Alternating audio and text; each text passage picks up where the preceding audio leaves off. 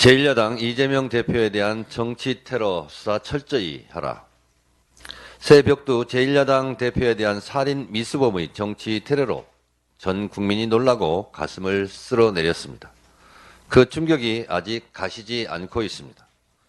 민주당은 테러 발생 즉시 이는 민주주의에 대한 야만적인 위협이고 테러임을 분명히 하고 수사당국은 한 점 의혹 없이 철저히 수사하라고 강력하게 촉구한 바 있습니다. 이런 사건이 발생하면 보통 경찰은 모든 가능성을 열어놓고 성역 없이 한 점 의혹 없이 철저히 수사해 진상을 밝히겠다고 다짐하곤 했습니다. 그런데 이번에는 왠지 많은 가능성을 닫아놓고 수사하는 것은 아닌지 하는 의심이 듭니다. 지금까지 경찰 수사는 어떠했는가? 혹시 축소 은폐하려고 하는 것은 아닌지 많은 의문점을 갖게 합니다. 경찰은 수사 과정에서 취득한 정보를 선별적으로 흘려서 사건이 이상한 방향으로 흘러가게 해서는 안 됩니다. 지금까지 드러난 문제점을 짚어봅니다. 우선 선택적 수사와 선입견을 배제해야 합니다.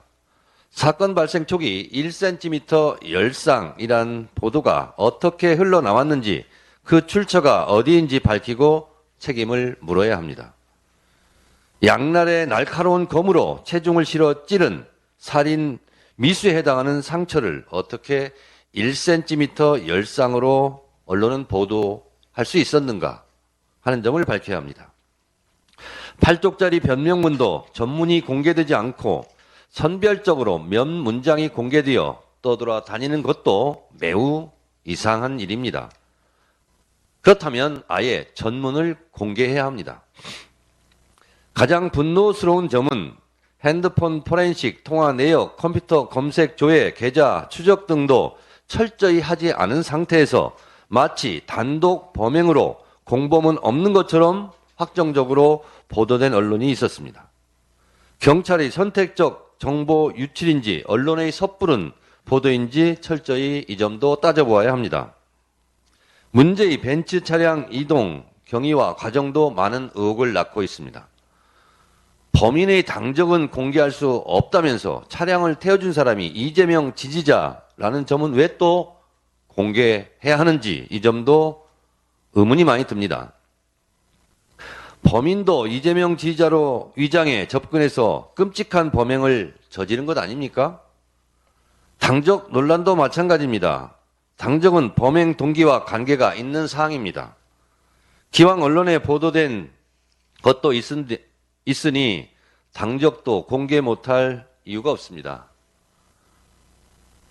국민의 알 권리 차원에서 8쪽짜리 변명문도 당적도 공개되어야 합니다. 공개 못하는 이유가 궁색합니다. 윤석열 검찰 독재 정권은 그동안 이재명 대표에 대한 부당한 정치수사 과정에서 경마식으로 피의 사실을 공표해 왔습니다. 이번 제1야당 살인 미수 테러 사건에서 범행 동기, 공범 여부, 범인의 이동 동선, 살해 계획 행위 등에 대해서 또는 주변 지인 관계 등 의문점에 대해서 오리무중입니다. 경찰은 한 점 의혹 없이 수사하고 선택적 수사가 아닌 모든 가능성을 열어놓고 수사하고 선택적, 선별적 수사 내용 흘리기를 한다면 그 후폭풍을 감당하기 어려울 것입니다. 앞서 지적한 모든 사항을 철저히 수사해 한 점 의혹 없이 밝히기 바랍니다. 사건 초기부터 가짜 칼, 가짜 피, 젓가락 등 가짜 뉴스에 의한 2차 가해, 2차 테러에 대해서도 철저히 수사해 엄벌에 처해야 합니다. 앞으로 민주당은 당대표 정치테러 대책위를 중심으로 강력하게 대처해 나갈 것입니다. 오늘 열리는 행안위에서부터 철저히 따져보겠습니다. 특검을 거부하는 자가 범인이듯이 이 테러 사건의 사건 내용에 대해서 축소 은폐하려는 자가 있다면 그것도 공범임을 자인하는 셈이 된다는 점을 분명히 밝힙니다.